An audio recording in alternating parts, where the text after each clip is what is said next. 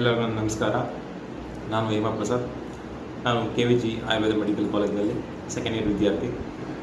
ನನಗೆ ತುಂಬ ದಿನಗಳಿಂದ ಆಯುರ್ವೇದದ ಬಗ್ಗೆ ಜನರಿಗೆ, ನನ್ನ ಫ್ರೆಂಡ್ಸ್ಗೆ, ನನ್ನ ಸಂಬಂಧಿಕರಿಗೆ ತಿಳಿಸ್ಕೊಡ್ಬೇಕು ಅಂತ ತುಂಬ ಆಸೆ ಇತ್ತು.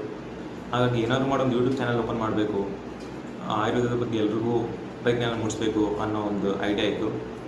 ಹಾಗಾಗಿ ಈ ಚಾನಲ್ ಓಪನ್ ಮಾಡಲೇಬೇಕು ಅಂತ ಓಪನ್ ಮಾಡಿದೆ. So welcome to my channel Ayur Prakash. ಮೊದಲಿಗೆ ಎಲ್ಲರೂ ತಲೆಯಲ್ಲಿ ಬರೋದು ಏನಂದರೆ, ಆಯುರ್ವೇದ ಯಾಕೆ, ಆಯುರ್ವೇದ ಇಷ್ಟೊಂದು ಮಾಡರ್ನ್ ಟೆಕ್ನಾಲಜೀಸ್ ಡೆವಲಪ್ಮೆಂಟ್ ಆಗ್ತಿರ್ಬೇಕಾದ್ರೆ, ಒಳ್ಳೊಳ್ಳೆ ಮಾಡರ್ನ್ ಮೆಡಿಸಿನ್ಸ್ ಇರಬೇಕಾದ್ರೆ ಆಯುರ್ವೇದದಿಂದ ಹೋಗ್ಬೇಕಾ, ನಾವು ಆಯುರ್ವೇದ ಮೆಡಿಸಿನ್ಸ್ ತೊಗೊಬೇಕಾ ಅನ್ನೋದು ತುಂಬ ಜನರ ತಲೆಯಲ್ಲಿ ಓಡ್ತಿರುತ್ತೆ.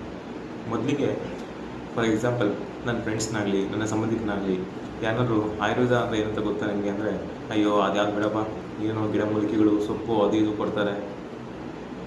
ಎಲ್ಲರೂ ಮೈಂಡ್ ಥಾಟ್ ಇದು, ಆಯುರ್ವೇದ ಅಂದರೆ ಏನೋ ಸೊಪ್ಪು ಅದು ಇದು ಕೊಡ್ತಾರೆ, ಕುಡಿಸ್ತಾರೆ ಅಂತ.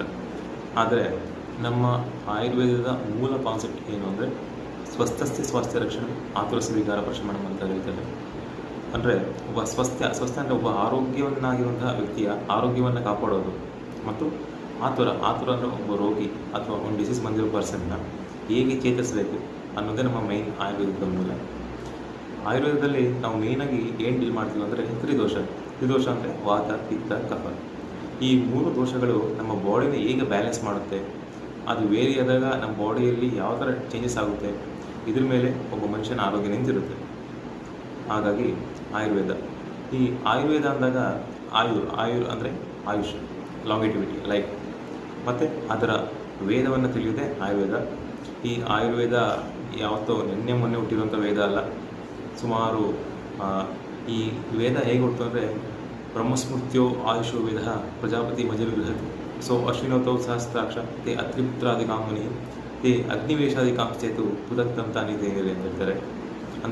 ಅಂದರೆ ಈ ವೇದವನ್ನು ಬ್ರಹ್ಮನಿಂದ ದಕ್ಷ ಪ್ರಜಾಪತಿ ಪಡ್ಕೊತಾನೆ, ದಕ್ಷ ಪ್ರಜಾಪತಿಯಿಂದ ಅಶ್ವಿನಿ ಕುಮಾರ ಪಡ್ಕೊತಾರೆ, ಅಶ್ವಿನಿ ಕುಮಾರದಿಂದ ಇದರಿಂದ ಅತ್ರಿಪುತ್ರ ಅಂದರೆ ಪುನರ್ವಸು ಆತ್ರೇಯ, ಮತ್ತು ಈ ಪುನರ್ವಸು ಆತ್ರೇಯನಿಗೆ 6 ಜನ ಶಿಷ್ಯಂದಿರ್ತಾರೆ. ಅಗ್ನಿವೇಶ, ಬೇಲ, ಋತುಪರ್ಣ, ಪರಾಶರ.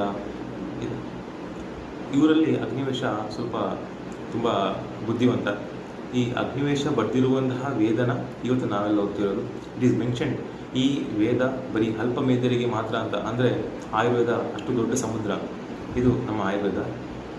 ಆ್ಯಂಡ್ ಮುಂದೆ ಈ ವೇದಗಳಲ್ಲಿ ನಮ್ಮ ಆಯುರ್ವೇದ ಬಗ್ಗೆ ಏನೇನು ತಿಳಿಸ್ಕೊಟ್ಟಿದ್ದಾರೆ, ನಮ್ಮ ದಿನಚರ್ಯ ಹೇಗಿರಬೇಕು, ಪ್ರತಿಯೊಂದು ವಿಷಯನೂ, ಅಂದರೆ ಯಾವ ರೋಗಗಳಿಗೆ